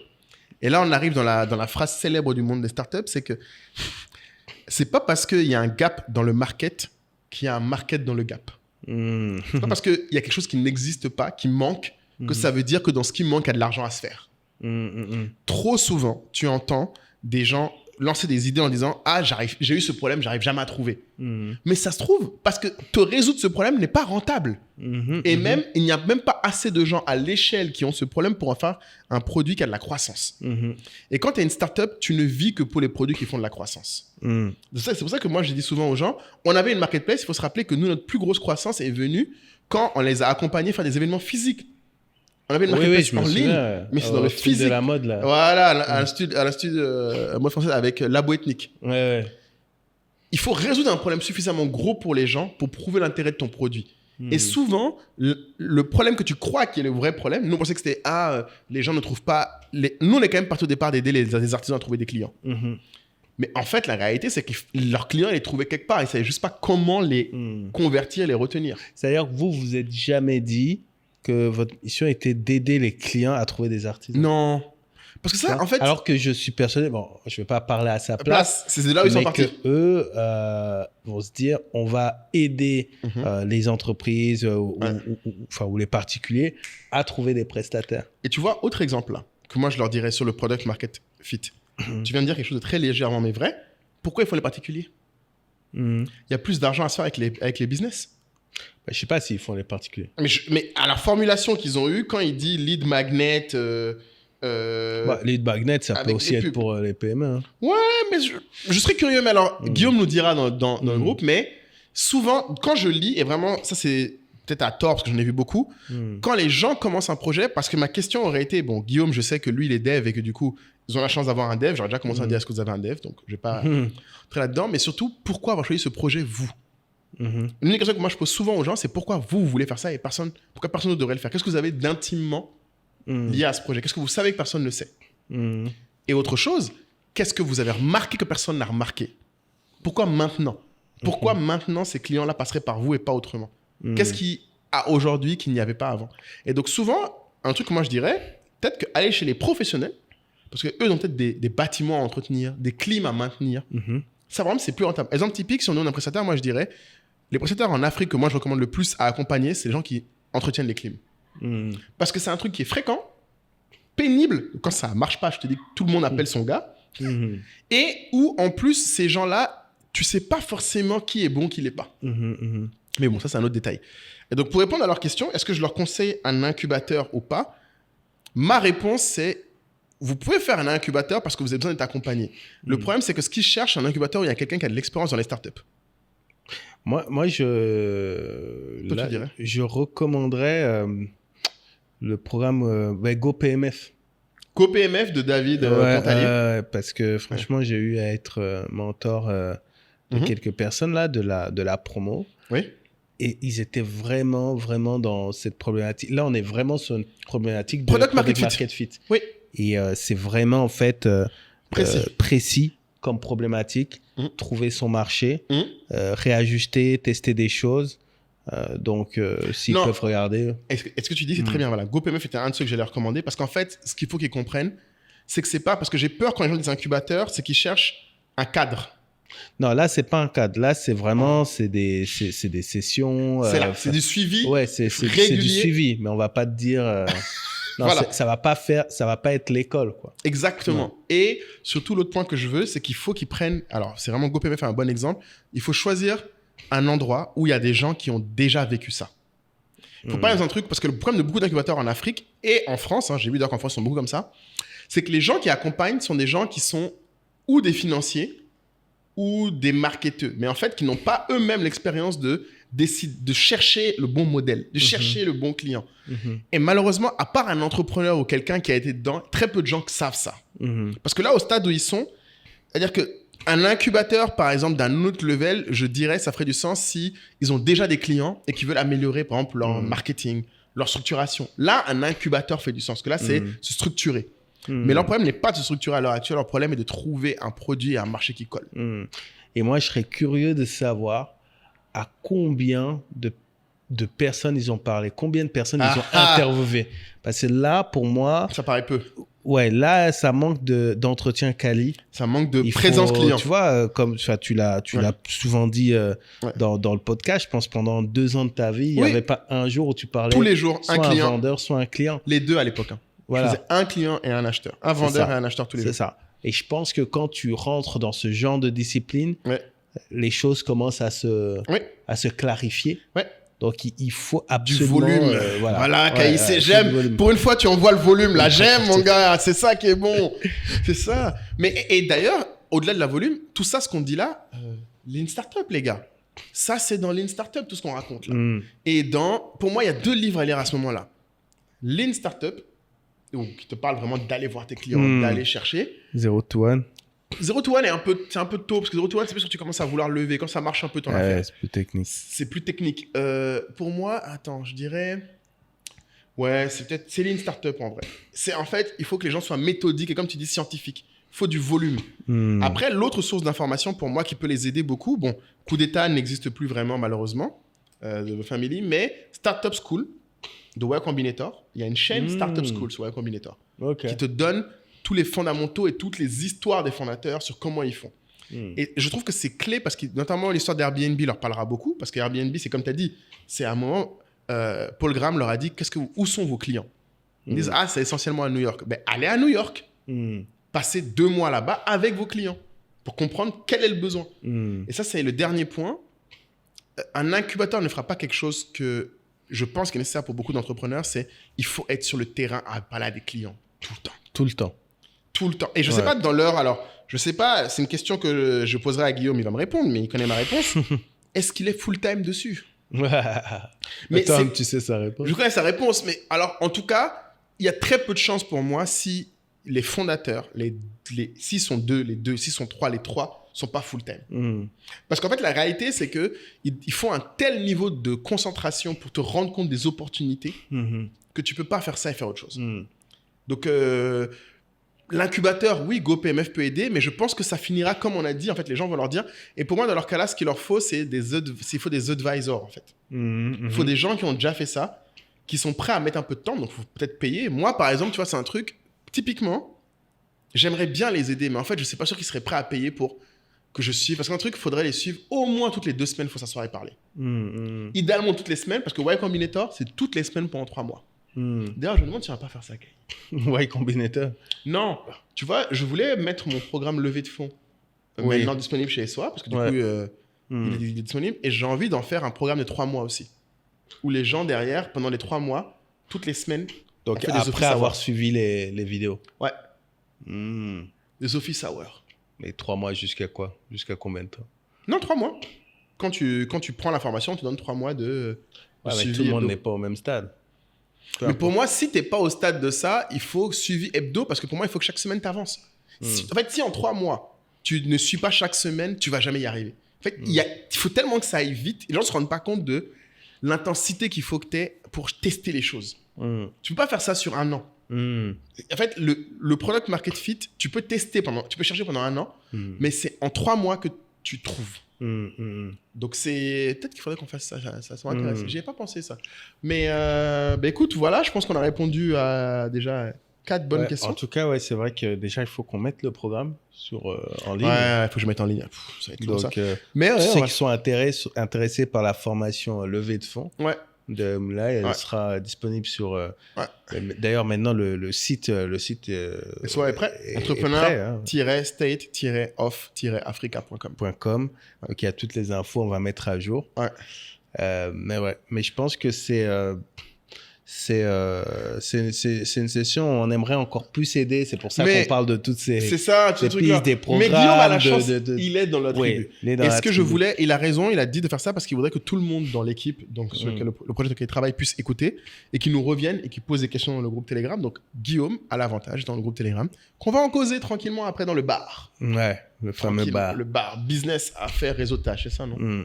Voilà, donc on va en parler dans le groupe Telegram. Donc voilà, écoutez... Mais tu vois, moi j'ai du mal... Enfin, ma problématique avec ce genre de format, c'est que je vais y penser... tu auras du mal à t'arrêter. Oui, tu vas te dire, peut-être j'aurais dû dire ça. Ouais, parce que on veut tellement aider, il y a tellement, tu vois, des fois, on est tous passés par ce genre de blocage, mais tu as dit un truc super important, tout passe par l'intensité. Est-ce que ces problèmes vous empêchent de dormir? Oui. S'ils vous empêchent de dormir, la bonne nouvelle, c'est que vous trouverez une solution. Amen. Parce que si ils vous empêchent de dormir, ça veut dire que vous y pensez tous les jours. Et si vous y pensez tous les jours, c'est comme quand tu as mal à la tête. Tu restes pas avec ton mal de tête, tu cherches un médicament. Voilà. Donc tu vas lire, tu vas regarder des vidéos, tu vas envoyer des messages, tu vois. Et il faut pas se décourager, il faut trouver. S'ils sont plusieurs dans cet état d'esprit, c'est là que je m'inquiète pas. Oui, mais il faut qu'ils soient plusieurs, c'est ça le problème. Dans cet état d'esprit-là. Ouais. Et c'est très vrai ce que tu dis, parce que du coup, c'est aussi pour moi, alors là, les gens vont dire qu'on pousse encore. Entrepreneur anonyme, pour moi, c'est super important comme ça, pour que les gens commencent à se rendre compte que, oui, même moi, je vais me dire, putain, mais en fait, j'aurais pu leur donner ce livre-là, j'aurais pu leur donner ce lien-là. Et nous, on est ravis de faire ça, mais il faut qu'en face, les gens soient aussi obsédés. C'est ça le problème. C'est pour ça qu'on ne le fait pas pour tout le monde et qu'on le fait sur ce format-là. J'espère vraiment qu'après avoir écouté ça, vous avez tous envie de nous poser plein de questions. Donc, allez-y. Écrivez-nous dans les DM sur Instagram, Entrepreneur State Africa. Il faut nous follow d'abord. Mettez #EA, comme ça, on répertorie pour la prochaine session. En tout cas, si le format vous a plu. Ouais, nous, on est prêts à faire ça souvent. Il faut juste que vous nous posiez des questions. Donc, allez-y, tous ceux qui nous écoutent. Je tiens à préciser. On avait dit qu'on ferait en live.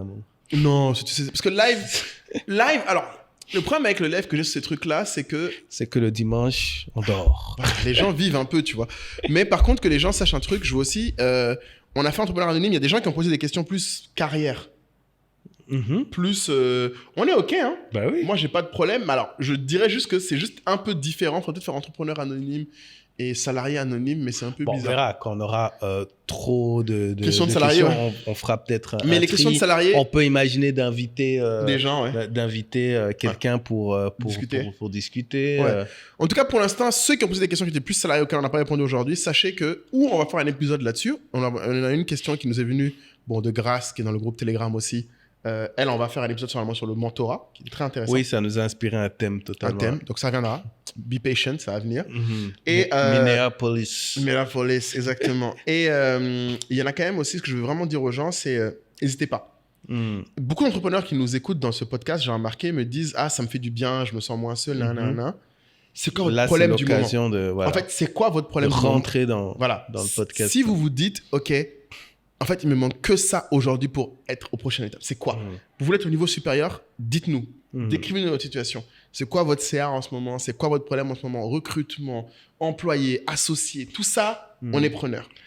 Voilà. Tout ça pour vous dire qu'à l'approche du 100e épisode, si certains pensaient que on a fait le tour de tous les sujets. Ouais. Ben, vous voyez avec ces nouveaux formats qu'on a de la réserve. On est là. On va aller plus loin. Ouais. On pense qu'il y a différents formats d'apporter de la valeur, que ça soit avec un peu d'entertainment, avec le procès, ou que ça soit avec Entrepreneur Anonyme. On a encore d'autres idées. Ouais. Donc, vraiment, on compte sur vous pour montrer, en fait, pour nous partager vraiment ce qui vous tracasse. Ouais. Parce que c'est vraiment ça l'idée, quoi. Et dites-vous, vous n'êtes pas les seuls. J'insiste. Si ça vous tracasse, d'autres entrepreneurs sont passés par là. Exactement. Donc, en commentaire, quel mot de la fin on leur donne là? Ouf, je pensais même pas à un mot de la fin pour ça. Ah, faut pas oublier, monsieur. C'est pas parce que... Mais tu sais qu'on va avoir des balles perdues, là. Les gens vont dire qu'on est pingre, on a fait qu'une heure. Une heure de podcast. Si vous envoyez plus de questions... Oh non, qu'on envoie plus de questions. Habitué à 2 heures. Écoutez, si vous envoyez plus de questions, on fera 2 heures Entrepreneur Anonyme. C'est le fait envoyer des questions. Le mot de la fin... C'était quoi encore tes 3? Sérénité, sagesse? Sérénité, courage et sagesse. Voilà. Moi, je dirais 3 mots, là. Sérénité, courage et sagesse. Voilà. C'est ça qu'il faut. Sérénité de pouvoir accepter ce que tu ne peux changer. Courage de changer ce qui doit être changé ou que tu peux changer. Et la sagesse de faire la différence entre les deux. Exactement. Et puis, sentez-vous libre d'aider nos amis s'il y a des choses qu'on n'a pas dit et que vous pensez pertinentes. Donc, envoyez la sauce. Merci. Allez, ciao. Abonnez-vous. Hein. Oui, c'est quand même gratuit. Ouais, faut pas déconner quand même. On donne de notre personne. Abonnez-vous. Et si vous avez un entrepreneur que vous connaissez qui pourrait être intéressant aussi, c'est un truc que je pense qu'on vous dise plus. Vous avez un entrepreneur qui vous voulez aider, dites-lui mais pose ta question là. Exactement. On sait qu'il y en a beaucoup d'entre vous qui ne sont pas entrepreneurs, mais vous avez sûrement des entrepreneurs autour de vous. Ouais. Voilà. Et comme vous voyez, on est tout terrain. On parle d'agriculture, on est en Afrique. On essaye. On essaye d'être tout terrain. Ce serait intéressant qu'à des fois on dise ah là vraiment, nous-mêmes on est débordés. C'est ça. Allez, ciao. Ciao.